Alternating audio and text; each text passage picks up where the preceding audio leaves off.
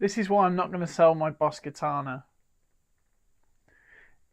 Back in 2018, my Mesa Boogie started causing lots of problems. I had lots of problems with the tubes, problems with the electronics, and I fixed them, and then I let go of the amp. I decided to sell it. The Boss Katana was a really good option for all kinds of levels of volume. They were light in weight. They would stand the test of time. So what was really important was that the amps were robust and could take daily usage, and we could get really a real diverse range of tone from them. And that was really important because we had students that wanted to do acoustic stuff, electric, metal kind of stuff. And so the first katanas, so because of that range of sounds and tones and the way that the amps could be used, we decided that that would be a really good way to go for our learners. Also, you could attenuate the volumes. So individual practice could be done really well, and we could practice and play, and we could play in different genres.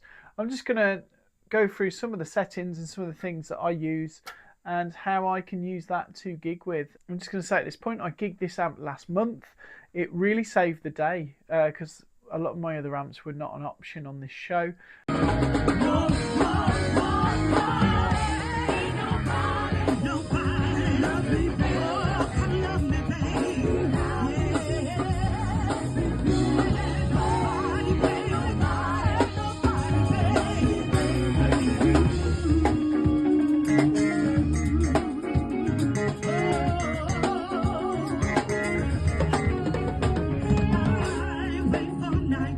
I had to drive it over to Amsterdam from the Midlands in the UK, set it up and play it, and it didn't miss a beat. It was 35 degrees outside. It was very hot.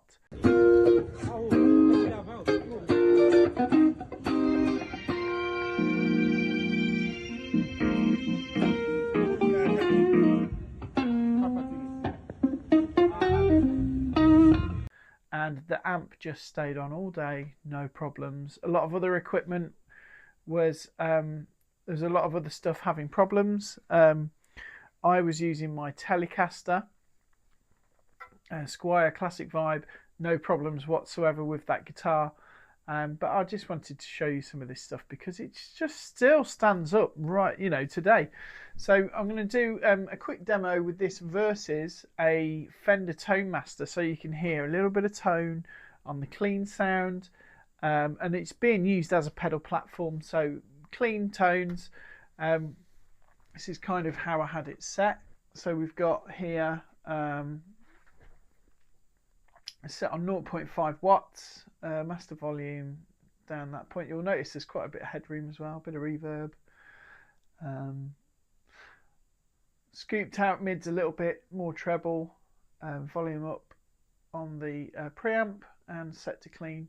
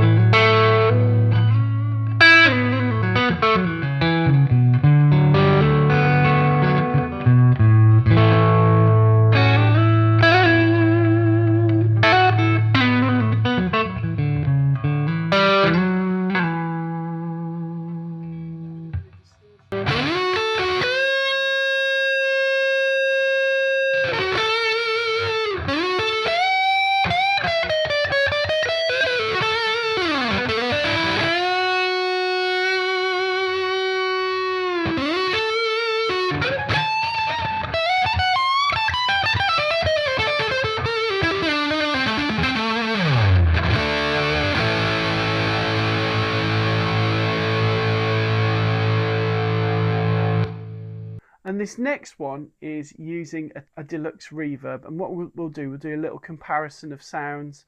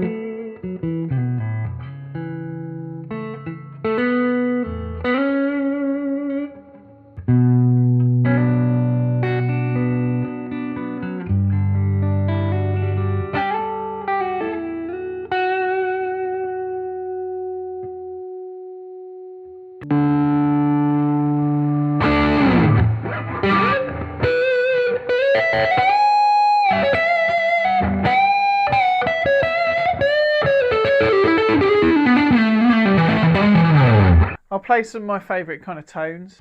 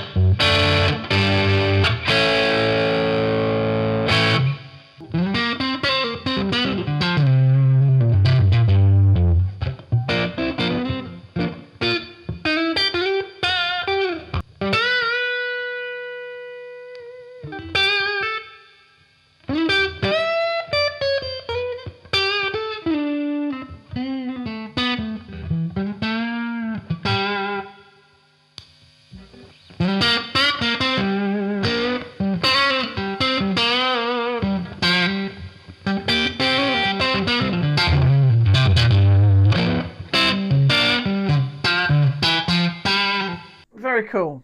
So, a couple of reasons why you should love this. Attenuation. You can plug it in as a DI. The only problem is it cuts the speaker off. So that's not very useful, really. You've got some settings as well that you can use for delay. You can use all of the Boss pedals basically are available to import into there. And all I've done is shown you this as a pedal platform, but you can use it as a, as a multi-purpose amp that will have all your effects lined up.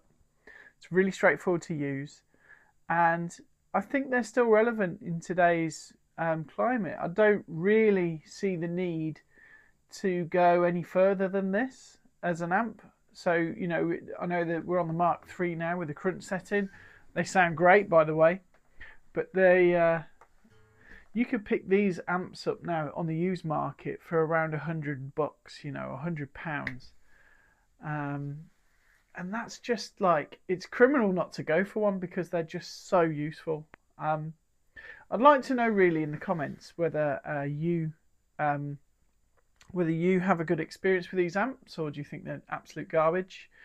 In terms of their reliability, I've had this for a long time now and it still works. I've been using it every week with students using it, and they seem to last really well. They seem to take a bit of a beating, and I'd like to know really whether anybody's having any sort of major problems with them.